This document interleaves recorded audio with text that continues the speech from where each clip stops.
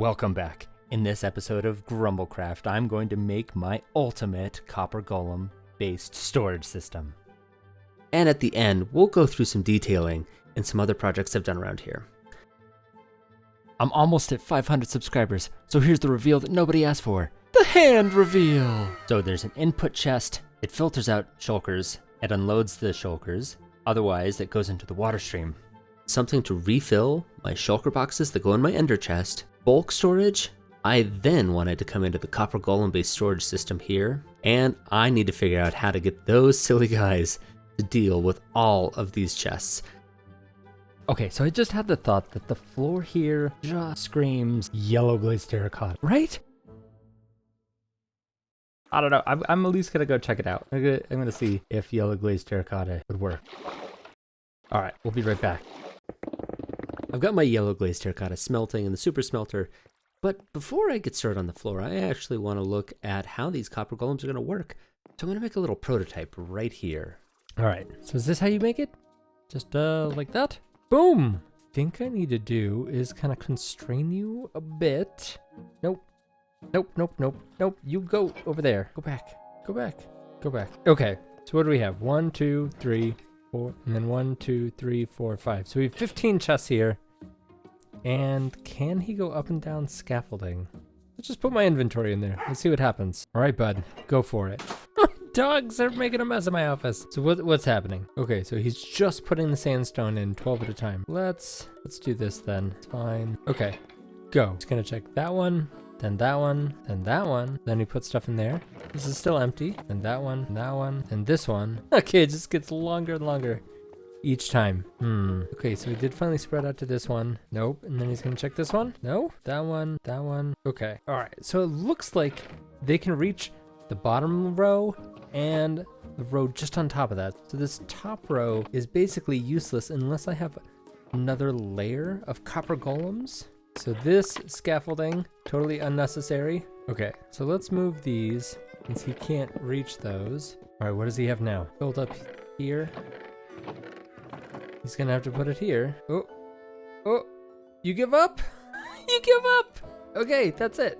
Oh, and you're just gonna search forever now. So, then we have a natural break here. All right, little dude, I got you. Let's see if I can help out now. All right, so you're stumped. Actually, take these. Oh, you found another chest. That's not what I wanted you to do, but okay. So what I want him to do is actually put this into something here. Oh, this guy. But I don't want him to be over here. No, you're not supposed to be over here. Goodness gravy, mister. You're just gonna do that forever, aren't you? I've broken him. Oh no. Okay, so I just need to kind of get one of them over here. Can I pick you up? Oh my goodness. No, not both of you. Can one of you go back, please? Thank you. There. Okay, that was janky, but okay. No! You know what? I just had an idea. If they can do this in one direction, what if they could just keep searching? Would that be more efficient? No, it wouldn't. It's really not efficient. It doesn't work. This whole episode is basically Robot Cookie's 2 brain cells went on vacation and didn't come back. What happens is the copper golems get to the next zone and just twiddle their thumbs. They can't see another copper chest. And I made channels under the floor to get them back, but it was too far. Just doesn't work. Okay, all right. Let's go back to simple mode. So I think I figured it out. So you're gonna make a golem here. It's going to check its copper chest, which is fed from the previous zone, and then it will be able to check and see if it can put anything in here. If not, it'll put it in this chest, which will come to the next zone. I'm just going to repeat this pattern all the way around. Oh, it's a lot of golems. And when you're making these, what you need to make sure you can do is you actually need enough space here, the chest to be open, and then you also need this to be blocked. When this golem is here, it can't reach that chest, and this golem can't reach that copper chest. So we're going to block it off, going to connect them via hopper, so when someone puts something over here, it goes into this copper chest here, and then boom, this one's isolated from this one. And now, install this guy. All right, you're getting connected. Sweet. All right, gotta redo all of these. Boom, Oops. Boom, boom, boom, boom. Boom, boom. Doot, doot, doot, doot. A doot. Alright, you get down from there. Thank you. Is this guy gonna check this one first? I do need to check that. No! Did not see that coming. There. Have something? Oh, he went right for that one. That's no good. Maybe it's gotta be here. If I put an iron ingot in, he should put it in the chest for the next zone. Nope. Nope. No. That one. And finally, that one. Okay, sweet. Okay, done with golems. Now we're gonna make a shulker unloader. I gotta decorate this place. And I'm definitely thinking copper pipes, copper plumbing. This is kind of like underneath the fountain. It should be underneath the villa. It should be kind of utilitarian, plumbing inspired. I'm gonna do some mood boarding. I'm gonna figure out what I want it to look like. And that'll be my next step. Now to decorate. You ready? You ready to see what this is gonna look like? And reveal. We're decorated. Look at this place. I got some oxidized pipes. I got some dark backdrops, and the floor is done too. And there's even some copper golems walking around in here. I think they've fully oxidized and I need to bring them back to life. But yeah, there's life everywhere. It's going. Let me show you how this works. So here's the sorter input. You can just throw any items in here. And what I want to do also is show you how the shulker box works. So these go in, it's a trap chest. So stuff stops when I'm opening it, which is nice. So if I ever need to like grab stuff out of there. So all of the flat items that are not in shulker boxes pass through the shulker filter and then get dispensed in the water stream and then go through here onto the bulk. And when they're done passing through bulk, if they don't match, like all of this paper or maps, yeah, they're gonna go into here, and these chests slowly filter in to these guys. And these guys start the initial filter, and they'll pass it off to each zone, and it works really great. And then here, let's throw in a shulker box. Boom. The shulker box should then go in here. It will get unloaded, and then all the excess shulker boxes come into here. It's amazing. I love it. So these shulker boxes get emptied. Similarly, their items get pooped out into the water stream, and everything gets sorted. And yeah, I've basically set up my most frequently used items first. And then, you know, then you have groups of stuff. You have woods, then you have organics, coppers, farm stuff. And obviously as we get farther and farther along, stuff gets less commonly used. This stone area should probably be closer, but I thought about it too late. Anyway, all of the different variants of, you know, I don't have any calcite, but I have a temporary block filling it up. So the copper golems don't put anything else in there. But here you can see granites and stuff like that, bee stuff. This place is done. I did not end up doing the shulker box filler or my ender chest, like my backup redstone box. Mainly you need a ton of items to fill it, and I didn't have all of the items I wanted yet, and I figured I could do this one later. And I also need to finish the floor and decorate the walls back here.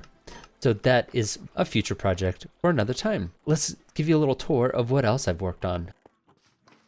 In a live stream just last night, I made this brewing area. So this is pretty cool. You can just come in here, pick one of the brewing stations you want to use, and got water bottles in here. Let's make an invisibility potion. Click that one, you click that one. Let's make it a long invisibility potion. And you click this one too, also to make it invisibility. Except I think I'm out.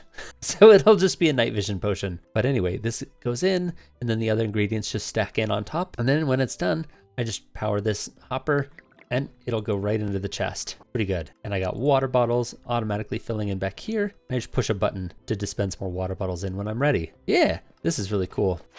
I've also just been doing some decorating in general. Tried to add some lighting on top so I don't get creepers. I added flowers to all of these flower pots, and I've gone in and added a whole bunch of decor inside this main corner building. So I have a little crafting area here if I need to do some crafting for whatever reason. Just kind of make it look lived in. If you come up this cool spiral staircase, this is my bedroom. You can sleep the night away here. And also for all those times that I die, let's just say, you know, I'm in the nether and I sneak up into a bastion and then a brute gets me. Well, I need to get back there quickly. Look at this. Boom. Ready to go.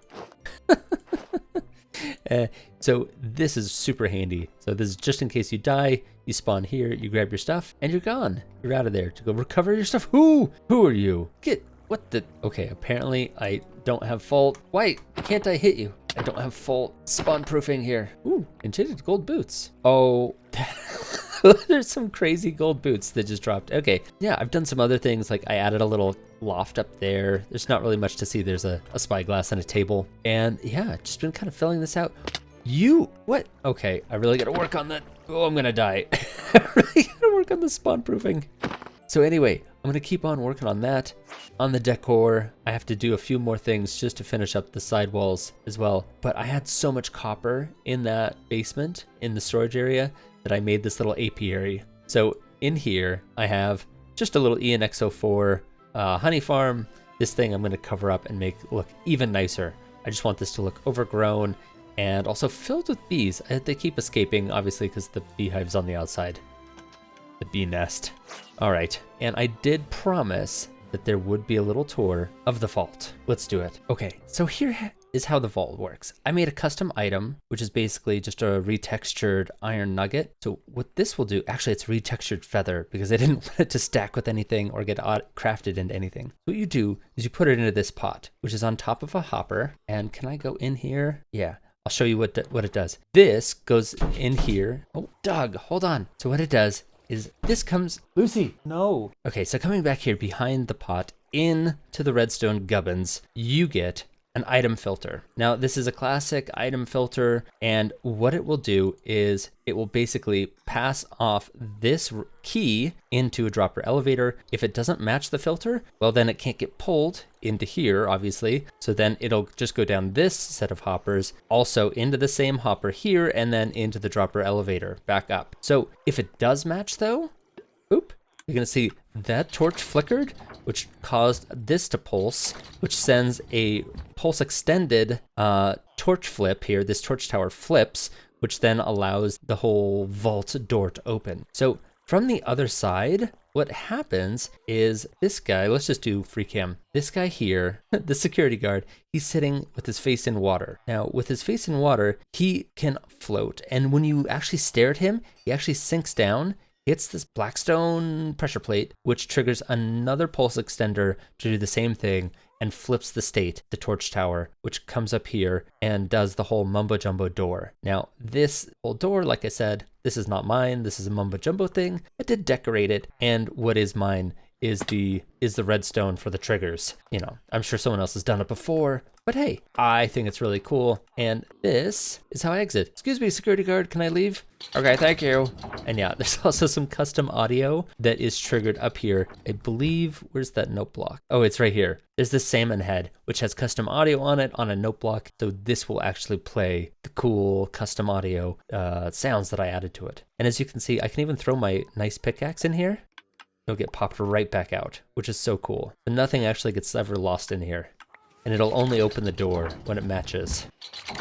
And for next time, I want to work on this villager area. I really want there to be a cool library down here for all of these library villagers. So the story of the vault is, this is kind of the vault where everyone had to escape. Once there was a huge nuclear accident, and I think that will also be the theme for the rest of the base. There will be maybe a nuclear cooling silo, like a nuclear power plant cooling silo to cover my tree farm. I think that would be cool. Speaking of tree farm, I have that tree shop. I have Thick Sticks, and at Thick Sticks, I have a loyalty program, and I want people to be able to buy some cool custom goat horns and one-off unique items when they buy their wood.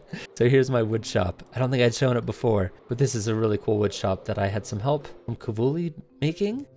Back when people had horses, they'd park their horses here, come in, you can get any kind of sticks, you can even get hay. These are the stick stocks, these little items. People are going to be able to exchange these stock certificates with a stick on them to get some custom items. You can even buy saplings, and just like milk in the grocery store, the stuff you really want is at the back. Got all the wood here, which I've been sold out of. This was fully stocked at one point. But I've been selling a lot. And there's even wool up there. Oh, sorry, not wool. Bushy sticks. Oh, I got some custom, not custom, but some rarer kind of related stick things right there. And this is where the basement, like the members area, is going to be. So if you have enough loyalty stick stocks, you should be able to put those into a little redstone thing, and it'll allow you into the custom items purchasing zone. Yeah, there's my sad tree farm. It blew up on me because I was running it and then my game crashed and this happened. So I'm gonna fix that. Okay, that's it for me. I gotta go take my dogs for a walk. They've been banging on the door this whole episode. All right, come here, Max. Come here, Lucy. Let's go.